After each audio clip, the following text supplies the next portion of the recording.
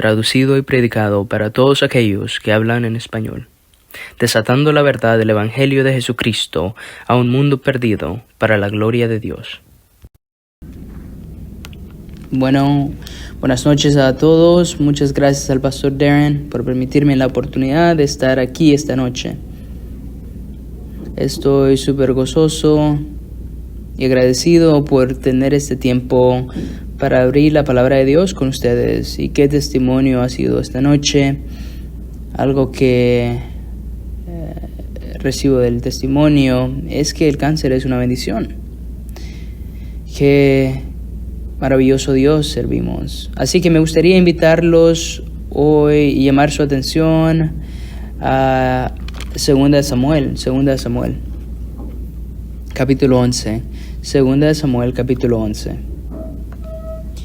Y como saben, estamos en nuestra serie de vida familiar.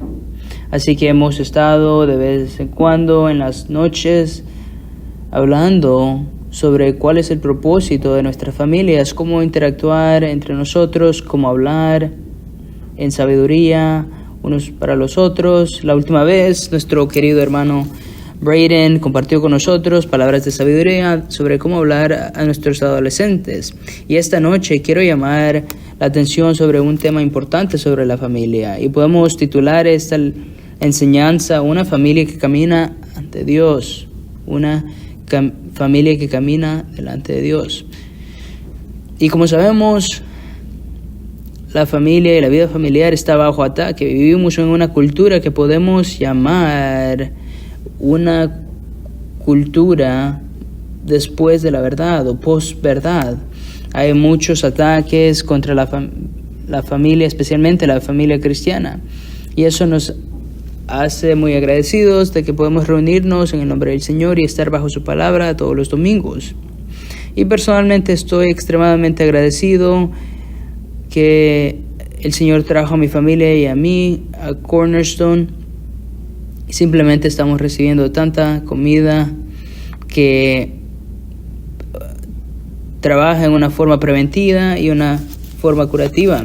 Así que esta noche quiero examinar este ejemplo de vida familiar en la que compartimos sobre lo que le sucede a un creyente cuando permite que el pecado tome control de su vida. Y esto importa para nosotros porque hay un proverbio chino que en realidad se menciona cuando se trata de las enseñanzas de la vida familiar, y algunos de ustedes probablemente están a tanto de este. Y dice esto: una generación planta los árboles, otra disfruta la sombra de una generación.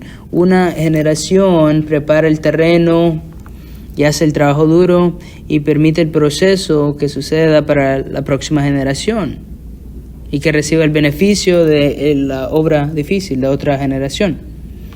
Y la razón por qué menciono este proverbio de la cultura china es porque ilustra la imagen que vemos en las Escrituras, especialmente en cómo se ve un hijo genuino de Dios. La Escritura enfatiza que somos como árboles plantados por Dios que crecen en fe hacia la madurez, y parte de eso sabemos que en Salmos 1 el salmista se refiere a aquellos que se deleitan en la ley de Yahweh y meditan día y noche, que ellos serán como árbol plantado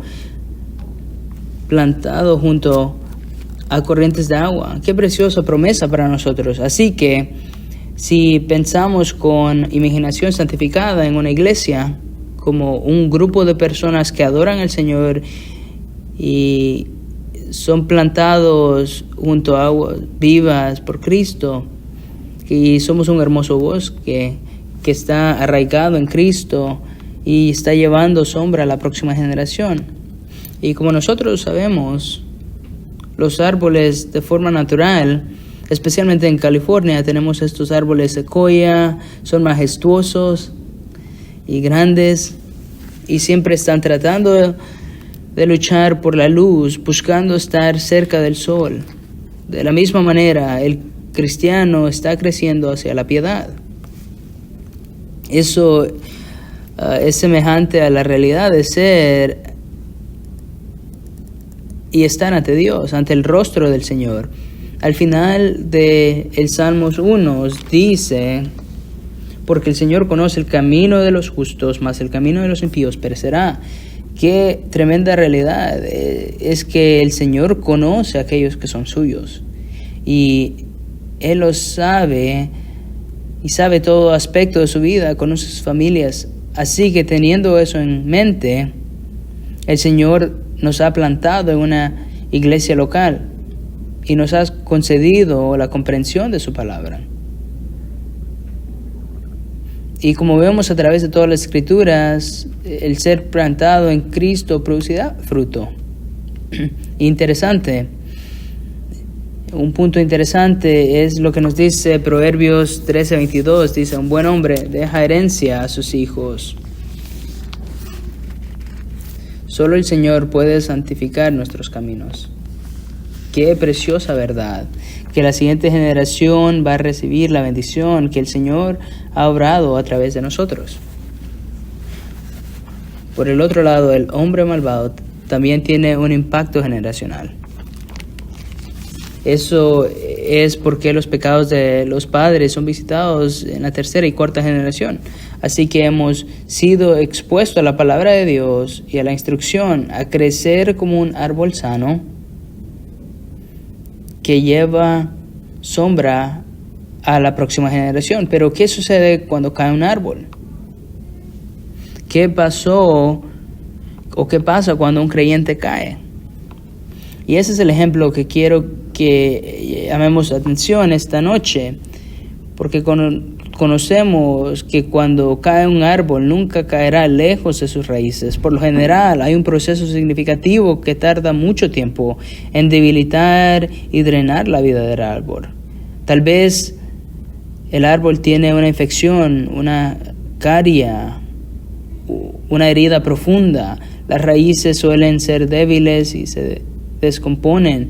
Tal vez encuentres hongos en la base del árbol que indica que la madera está dañada y podrida. La muerte del árbol es un proceso gradual. Cuando un árbol cae, todos lo notan.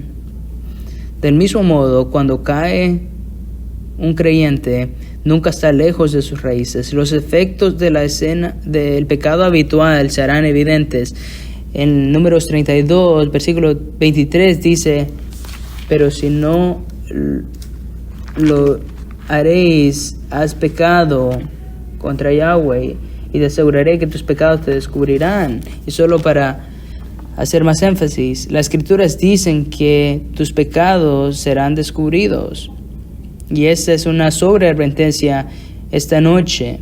En medicina tenemos dos enfoques principales, una medicina preventiva y otra medicina curativa. Nuestro tema principal sirven para dos cosas: prevenir y curar cualquier infección que pueda entrar en nuestra vida y en la vida preciosa de nuestra familia. Es un buen recordatorio que nos ayudará a mantenernos firmes en Cristo y proveer buena sombra a los demás. Así que ahora en 2 Samuel 11, mientras tienen sus Biblias abiertas, pueden ver ahí el título: el pecado de Betsabé y David. Cuando uno de los siervos de Dios cae, había algo en su vida que estaba cargando por mucho tiempo. Así que cuando llegamos a este capítulo, hay un contexto que ha sido construido en 1 Samuel y en 2 Samuel. Por lo general, desde la perspectiva hebrea, estos dos libros en nuestra Biblia hoy en día eran solo un libro, un ejemplo cronológico de los acontecimientos del comienzo del reino de Israel. Y Samuel comienza con el sumo sacerdote Elí, y el Señor llama al profeta Samuel a hablar la verdad. Y una de las características de los sumos sacerdotes Elí era que él prefería honrar a sus hijos encima del Señor. Así que en medio de estas diferentes familias, en la vida de familia, tenemos este tremendo evento, que es lo que yo creo que es el corazón de este libro es expresada en Samuel 2:30. Este es el hombre de Dios. Y le dice, por lo tanto, Yahweh, el Dios de Israel, declara: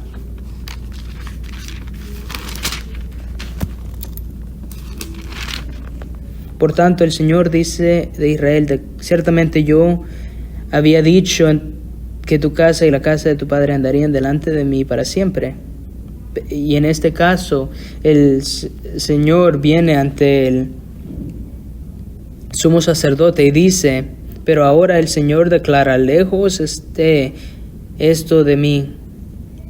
Y porque en este caso específico, Elí prefirió a su familia encima del Señor. Porque yo honraré a los que me honran, dice el Señor, y los que me menosprecian serán tenidos en poco. Y así que vemos esta verdad. Vemos a Samuel honrando al Señor. Y luego miramos a Saúl, ¿no?, honrando al Señor, y el Señor lo despreció. David, Dios salvó su vida, incluso cuando estaba de adolescente. Era un hombre conforme al corazón de Dios, y el Señor le dio a David tremendas victorias y le confió el reino. Capítulo 7 de 2 de Samuel. El Señor Dios hizo un pacto con David, el pacto davídico. Así que David llega a una posición del rey, teniendo la bendición de Dios. Ahora llegamos al capítulo 11. ¿Qué sucede cuando cae un árbol? Nuestro llamado esta noche es que nuestras vidas estén ante el Señor como una medicina preventiva. Y puede ser que la verdad en estas escrituras nos van a enseñar luz en alguna infección. Así que ahora en 2 de Samuel 11 el Señor dice en su palabra: aconteció que en la primavera, en el tiempo cuando los reyes salían a la batalla, David envió a Joab y con él a su siervo y todo Israel, destruyendo a los hijos de Amón, y sitiaron a Raba. Y este es lo específico de este versículo. Pero David permaneció en Jerusalén. Ahora, esta narrativa hizo un contraste con esta palabra pero. Usualmente los reyes iban a la guerra, generalmente durante la primavera. Naturalmente iban para conquistar a otros pueblos, y esperaban a la primavera para que los caminos estuvieran despejados. Era el tiempo favorito para ir a batalla. David en este tiempo tenía entre 40 y 50 años. Había estado en batallas de ser adolescente, y en vez de ir a pelear las batallas al Señor, decidió quedarse. Hay una descripción específica de lo que tiene que tener un rey. Así que mantengan su Biblia abierta, o mantengan su Biblia en 2 de Samuel 11 y voltéense a Deuteronomio 18. Deuteronomio 17. Y la ley de Moisés nos enseña cuál es la meta de un rey, de los reyes. En el contexto de este capítulo miramos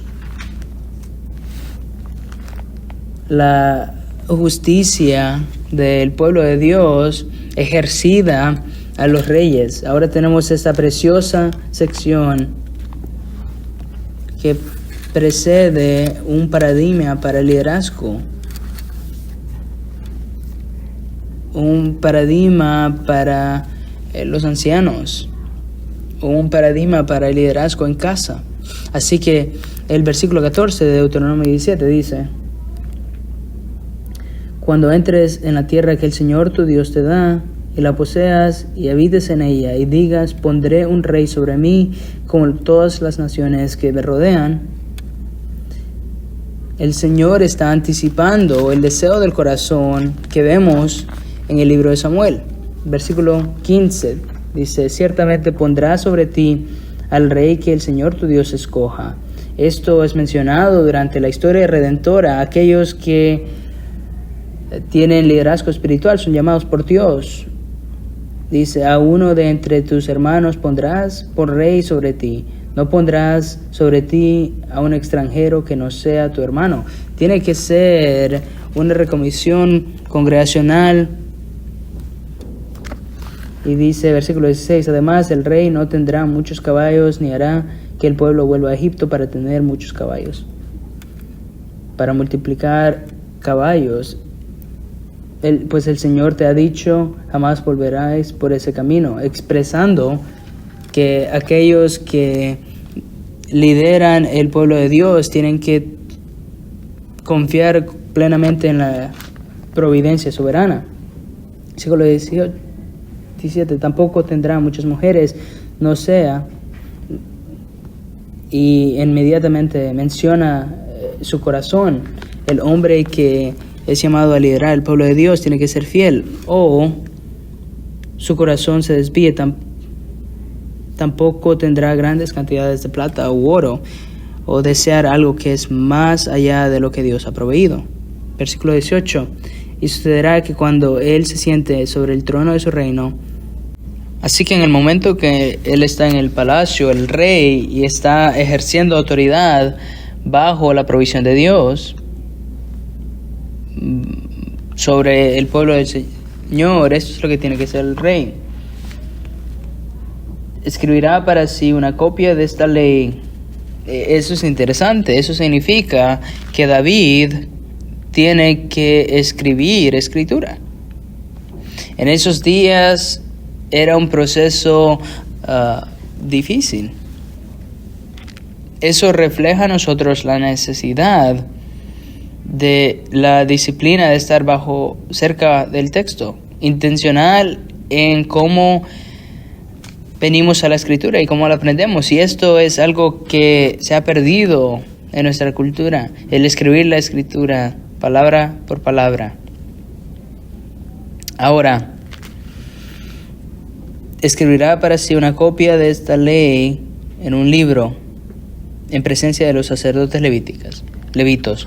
Así que los líderes espirituales, los sacerdotes, tienen que saber que el rey está entendiendo las palabras que escribe. Versículo 19, la tendrá consigo. Eso quiere decir que cada vez que se mudaba el rey, se iba a la ciudad de esa batalla, él tenía que cargar la ley escrita por su propia mano. Eso nos da un entendimiento de por qué David era un escritor prolífico. Así que, ¿cuál es el propósito para esto? Bueno, para que tema al Señor. Una familia que está bajo o ante la cara del Señor tiene un temor, y es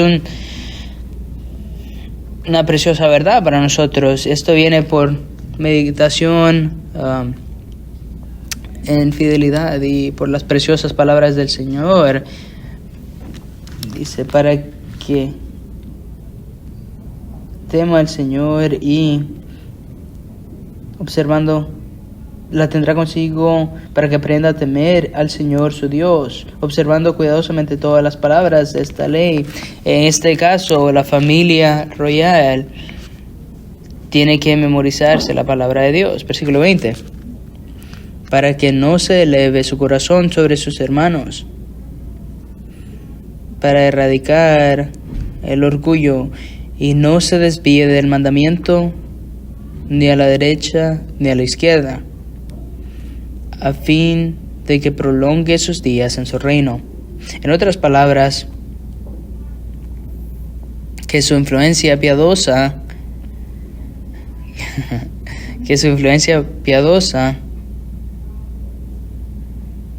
traiga sombra bajo otras generaciones, que Él prolonga sus días en su reino y que sus hijos en medio de Israel. El propósito de Dios para el rey era ser piadoso, buscar santidad en casa. Así que volteemos en 2 Samuel 11. Ahora veamos y observemos cómo ver el comienzo de la caída de este poderoso árbol como preventivo para todos nuestros corazones. 2 Samuel 11, estábamos en la segunda parte del versículo 1. Pero David permaneció en Jerusalén. David decidió no cumplir el mandamiento de Dios que hemos examinado. David no meditó en la palabra de Dios, lo veremos en un minuto. Su corazón ha sido apartado de la instrucción de la ley. Ahora versículo 2. Y al atardecer, David se levantó de su lecho. En el lenguaje del hebreo, el lecho se puede ser como un sofá en ese día, y en la tarde es el atardecer. No sabemos si David estaba tomando una siesta, tal vez estaba actuando con pereza. Así que se levantó de su lecho y paseaba por el terrado de la casa del rey. Inmediatamente, por no estar en guerra, él debería de estar meditando en la palabra de Dios. Pero como era común en esos días, era bueno ir a ver el atardecer.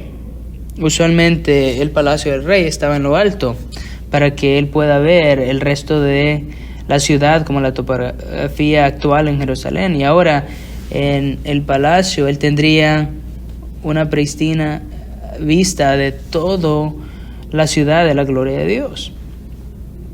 Y está caminando por el techo de su casa, el terrado de su casa, así que podía ver todos los que estaban en casa. Y en esta parte específica del texto podemos sacar una implicación, y esta es que tenemos que tener cuidado cuando tenemos tiempo libre. Ese tiempo tiene que ir para buscar santidad. Y ahora vemos lo que ocurrió con David. Y desde el terrado vio a una mujer que se estaba bañando. Si la escritura está constantemente en la mente de un creyente, inmediatamente tendremos muchos versículos de la Biblia que va a evitar a nuestros ojos, a prevenir a nuestros ojos el no desear a lo que no es destinado para nosotros. Y la mujer era de aspecto muy hermoso, y la escritura es clara en esta característica, era hermosa. La escritura no nos muestra por qué no estaba actuando en una forma piadosa o por qué no estaba previniendo que otros lo miraran. Este baño no era algo habitual o costumbre en aquellos días. No estaba acostumbrado a bañarse cada día. En realidad esto se refiere a un baño ceremonial basado en Levítico 15. ¿Por qué estaba bañándose en ese momento? Que alguien más pueda verlo. La escritura no hace énfasis en eso. Pero la prohibición de la ley de Moisés era verbal. La escritura muestra que alguien que camina delante del Señor será cuidadoso en la forma en que se comporta. En este punto, David persiguió pecado habitual. En este momento, David ya estaba casado, tenía muchas otras relaciones especiales en su vida, y parece que había estado buscando esta lujuria. Así que, ¿qué sería el aspecto preventivo de esta porción de la Escritura para nosotros esta noche? ¿Cómo puede nuestra familia caminar delante del Señor. Necesitamos mantener nuestras mentes puras. La mayoría de nosotros memorizamos esta escritura, Salmo 119, versículo 9. ¿Cómo puede un joven mantener sus pasos puros? Manteniendo de acuerdo con la palabra de Dios. Así que ten cuidado de tus pensamientos en la búsqueda de lujuria. Y hay esta promesa preciosa en Mateo 5:8. Bienaventurados los limpios de corazón, porque ellos verán a Dios. Quiero hacer una línea directa de contraste con el libro de Proverbios. Como sabemos, el libro de Proverbios fue escrito por Salomón, el hijo de David. Y en muchas de las interacciones del libro de Proverbios nos enseña la sabiduría de un padre piadoso que transmite a sus hijos en enseñanzas de honrar a Dios y ser fieles a la palabra. Proverbios 6, 25 dice: no codicies su hermosura en tu corazón, ni dejes que cautive con sus párpados, porque por causa de una ramera uno es reducido a un pedazo de pan, pero la adúltera anda a la casa de la vida preciosa. Así que en medio de esta situación terrible, la Escritura nos trae luz a nosotros, hay esperanza. David aprendió su lección y Dios redimió esta situación y es capaz de compartir la sabiduría de cómo enfrentar un deseo pecaminoso. El mejor regalo que podemos dar a nuestra familia es una vida santa. Podemos luchar por pureza. Toma diferentes formas. En el caso de David fue inmoralidad sexual. Regresemos al versículo 3 de nuestro texto. David mandó a preguntar acerca de aquella mujer. Algo sorprendente de esto es que en este momento no tiene nombre. Es el perseguir la pasión, no hay una relación. No hay un deseo de honrar a Dios y honrar a Dios a través de un pacto precioso. Y alguien dijo a David: ¿no es esta Betsabé, hija de Eliam, mujer de Urías hitita? Este es un hombre valiente, un siervo de David. Está usando una pregunta retórica, pero es Dios apelando a la conciencia endurecida de David en una forma retórica. Naturalmente David estaría muy lejos del lugar donde estaba Bethsheba. Parece que era probablemente oscuro y no la pudo reconocer. Pero estos fieles siervos se refieren a ella en una forma retórica. ¿No es esta Betsabé, hija de Eliam? Así que ¿quién era Eliam? La Escritura nos enseña que era el padre de Betsabé, y 2 Samuel 23 muestra que era parte de las fuerzas élites de David. Era parte de los valientes hombres de David, de los guerreros de David. Entonces, ¿cómo sería ese hombre hoy? Sería parte de las fuerzas especiales. Es un hombre valiente que David conoció por nombre. No solo eso, esta mujer está casada, la esposa de Urías. El nombre Urías significa la luz de Yahweh. ¿Quién era Urías? 2 Samuel 23 lo describe como un gentil que se convierte en los caminos del Señor, pero era también parte de las fuerzas especiales, un compañero cercano. Los siervos lo conocen por nombre. Usualmente en ese tiempo la casa del rey o el palacio del rey estaba cerca de todos los que estaban cerca de él. Pero no solo eso, el abuelo de Betsabé era Aitofel, el consejero más cercano a David. ¿Cómo sería ese hombre ahora? Bueno, Aitofel sería el jefe de inteligencia de David. Llevaba la información del reino y tenía las estrategias correctas para la guerra. Incluso la escritura lo describe, describe el consejo de Aitofel similar al concilio de Dios, al consejo de Dios. Lo más probable es que en este contexto David conocía a Betsabé y su familia. ¿Pero por qué? ¿Por qué es esta pregunta retórica en el texto? Bueno, es la misericordia del Señor apelando a la conciencia de David. En este momento, la conciencia de David no está. Esta es una advertencia para todos nosotros. Un árbol puede caer, pero nunca caerá lejos de sus raíces. ¿Y cuál es la medicina incisiva para esta búsqueda? Bueno, buscar una mente pura. David persiguió su propio pecado porque lo que la carne nos ofrece nunca nos satisfará. Proverbios 27:20 dice que el Seol, 27:20, los ojos de los hombres nunca serán satisfechos. Esto nos enseña la realidad del pecado. Amados, nunca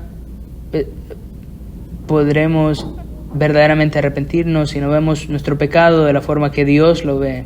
Nunca estaremos satisfechos con los deseos que están en contra de la ley de Dios. Así que esto nos lleva a nuestra siguiente implicación. Necesitamos guardar nuestros corazones. Una familia que está ante el semblante de Dios está guardando activamente sus corazones. Ahora voy a citar un proverbio famoso, Proverbios 4, solo para mantener el tema de la sabiduría de un padre a un hijo. Proverbios 4:23 dice: con toda la diligencia guarda tu corazón, porque de él brotan los manantiales de la vida. Aparta de ti la boca perversa y aleja de ti los labios falsos. Miren tus ojos hacia adelante y que tu mirada se fije en los que están frente a ti. Fíjate en el sendero de tus pies y todos tus caminos serán establecidos. No te desvíes a la derecha ni a la izquierda. Aparta tu pie del mal. Es la misma frase que encontramos en Deuteronomio 17. Aparta tu pie del mal. Así que en cada relación familiar el Señor nos llama a guardar nuestro corazón. Así que, amados, que seamos satisfechos únicamente en Cristo y nuestras familias encontrarán contentamiento, serán felices, será un ambiente gozoso. Ahora regresemos al versículo 4. David envió mensajeros. Esto repite la misma idea. Envió a preguntar sobre ella y ahora envió mensajeros a ella y la tomó, y cuando ella vino a él durmió con ella. En la expresión hebrea tenía un ritmo rápido, era una acción de pasión. Este es un triste momento para el pueblo de Israel. El poeta de Dios, en este momento David ya había sido inspirado a escribir muchos cánticos, estaba liderando la adoración. Eso nos enseña a todos nosotros cómo un pecado habitual es peligroso. La descripción y estos pasajes retratan un acto de un pecado habitual, y esto nos revela la consecuencia devastadora de un pecado. Santiago 1 refleja esto versículo 13 dice que nadie diga cuando es tentado que está tentado por Dios. Porque Dios no puede ser tentado por el mal y él mismo no tienta a nadie, sino que cada uno es tentado cuando es llevado y sacudido por su propia pasión. Después, cuando la pasión ha concebido, da a luz al pecado, y cuando el pecado es consumado, engendra la muerte. Ahora, Santiago dice: amados míos, no os engañéis. Qué preciosa verdad para todos nosotros. Así que, ¿qué sucede cuando cae un árbol? Permitimos a nuestras propias pasiones y esto nos lleva al pecado. Ahora, esto nos lleva al pensamiento del dolor divino, de un dolor de un padre amoroso y perfecto que llora por su hijo que está muerto, o es el dolor causado por el hijo que se destruye a sí mismo en el pecado. Y esta es lo que dice en la Escritura: oh, cómo han caído. Cuando leemos esta parte de la Escritura nos duele. Durante el estudio de este pasaje realmente me dolió mi corazón, porque es la realidad del pecado. ¿Qué está haciendo Dios aquí? Para David, a David. Escuchemos estos proverbios 22, 14. La boca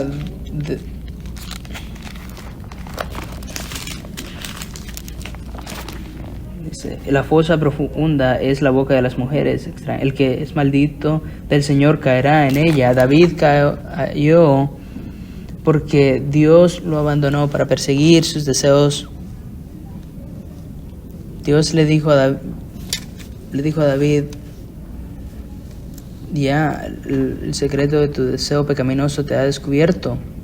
No más gracia restrictiva. Mereces ira misericordiosa, disciplina divina. Cuando cae un árbol, nunca cae lejos de sus raíces. Es Dios que restringe el pecado en la vida de David. Y quiero hacer este comentario sobre la soberanía de restricción de Dios en la vida de David. De regreso en 1 Samuel 25, versículo 26, es una historia de Abigail y Nabal. Leamos lo que Abigail le dice a él. Dice: ahora pues, Señor mío, vive en el Señor y vive tu alma, puesto que el Señor te ha impedido derramar sangre y vengarte por tu propia mano. Sean pues como Nabal tus enemigos y los que buscan el mal contra ti. Y ahora permite que esté presente tu sierva.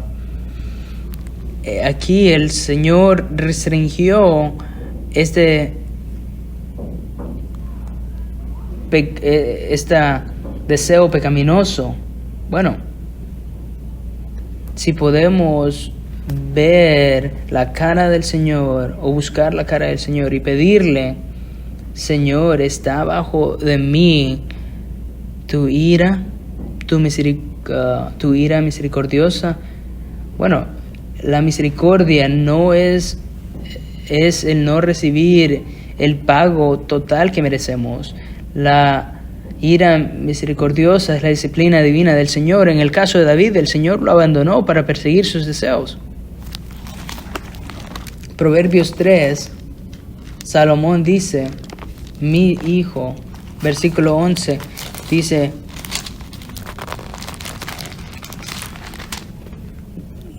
hijo mío, no rechaces la disciplina del Señor, ni aborrezca su reprensión, porque el Señor a quien ama reprende, como un padre al hijo que se deleita. Ahora, y sobre aquellos que amamos que han corrido tras su pecado, bueno, la realidad es que no pueden tener una búsqueda por su pecado en la casa del Señor, pero en medio de eso el Señor tiene misericordia, como Habacuc 3 nos menciona. Hay que escuchar las palabras del profeta. Dice: oh Señor, revive tu palabra en medio de los años que sea que en la ira recuerdes la compasión. ¿Y cómo podemos orar por aquellos que están lejos del Señor? Bueno, podemos orar que Dios reviva su obra y la misericordia en medio de su ira. Qué gloriosa esperanza que tenemos, que el Señor salvó a David. Regresemos a nuestro pasaje, versículo 4 de 2 de Samuel. Versículo 1.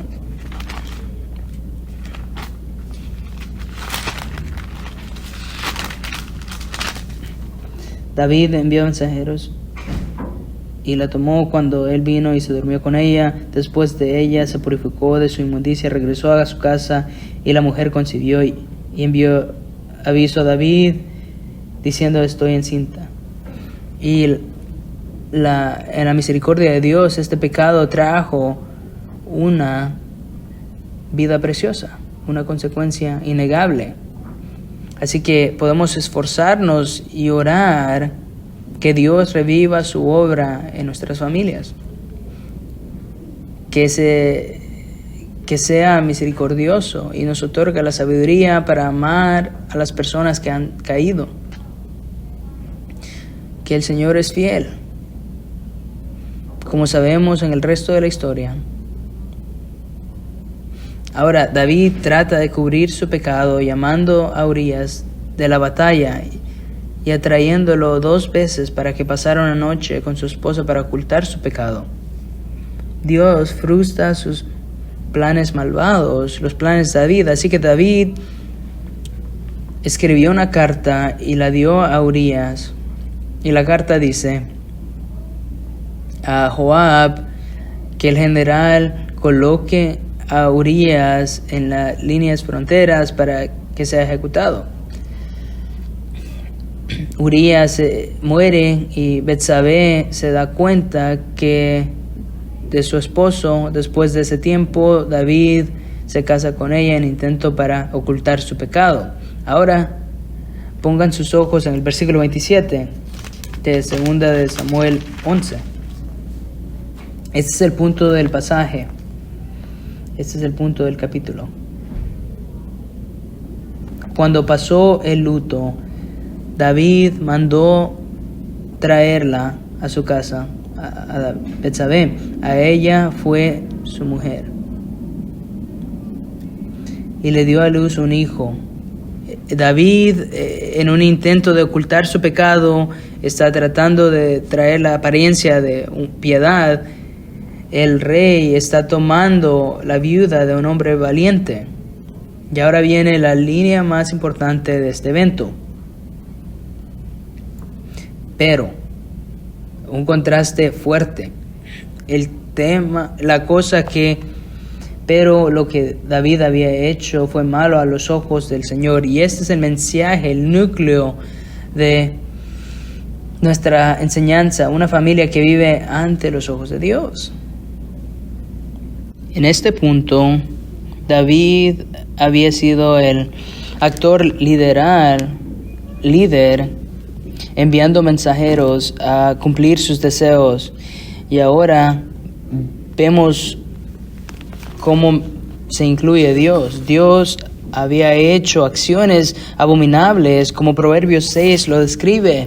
Versículo 16 del libro de Proverbios dice, el capítulo 6, 6 cosas hay que Dios odia y 7 son abominación para él: ojos soberbios, lengua mentirosa, manos que derraman sangre inocente, un corazón que maquina planes perversos, pies que corren rápidamente hacia el mal, un testigo falso que dice mentiras, y el que siembra discordia entre hermanos. David había actuado de una forma horrible ante los ojos de Dios. Y este contraste alarmante, el Señor hace el énfasis. David había buscado su pecado como alguien que no tenía conocimiento de Dios. Lo llamamos a eso un ateo práctico, descuidando los mandamientos del Señor.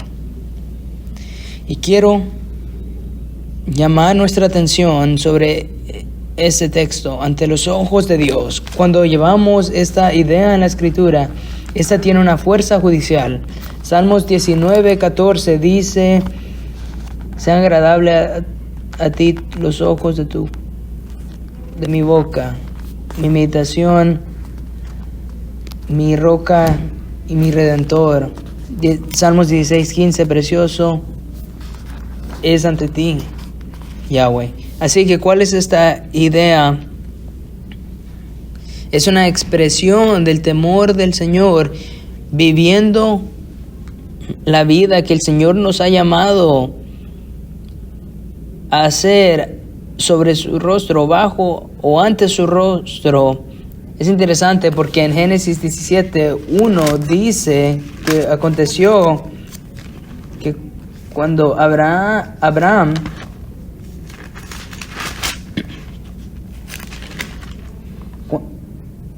Dios se le apareció diciendo: yo soy Dios Todopoderoso, anda delante de mí y sé perfecto. Ese es llamado a una familia cristiana caminando delante del Señor. Salmos 56:13 dice: porque has librado mi alma, mis pies no tropiezan, para que camine delante de Dios a luz de los vivos. ¿Qué es este concepto? Es llamado coramdeo, es una frase latín que significa ante el rostro del Señor, ante la presencia o delante de la presencia de Dios. Martín Lutero dice sobre coramdeo, y lo cito, dice: dejaremos nuestras vidas, toda nuestra vida, no como personas que buscan cubrir o ser cubrido por la oscuridad, donde tenemos una vida secreta, una vida privada que se esconde de las puertas de nuestros amigos, nuestras autoridades, sino que nuestra vida sea vivida abiertamente en la presencia de Dios, practicando la conciencia de Dios de momento en momento. Qué precioso, Señor. Ahora tenemos un contraste de mantener nuestra mente pura, guardar nuestro corazón y vivir nuestra vida ante el Señor. Este es el mensaje. Este es el mensaje de esta narrativa importante. ¿Cuál es el punto de vida en familia? Es verdad que todos tenemos tendencia que nos harán caer, pero por la gracia de Dios, a través de su poder, podemos vivir nuestra vida ante su rostro. Solo para terminar nuestra meditación esta noche, amados, hay esperanza. Podemos confiar en la palabra de Dios. El Señor nos ha llamado a vivir nuestras vidas ante su rostro. Mucha gente a nuestro alrededor podría caer, pero incluso de la misma manera que David cayó, el Señor lo restauró. El Señor lo redimió. Veremos a David en el cielo, y eso nos muestra que no debemos perder la esperanza en la obra de Dios en la vida de los demás. Y también esta es una advertencia escalofriante a todos nosotros, a calibrar nuestros corazones para asegurarnos que el rostro del Señor está en cada área de nuestras vidas y que podamos ser un árbol que arroja una sombra preciosa a la siguiente generación. Oremos juntos.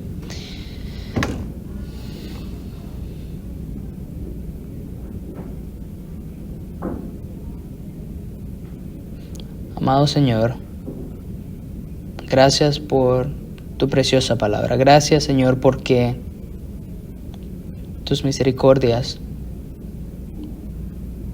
nos muestras cuando nos quieres. Gracias, Señor, por tu corrección precisa en nuestros corazones, pero también, Señor, por animarnos a confiar en ti.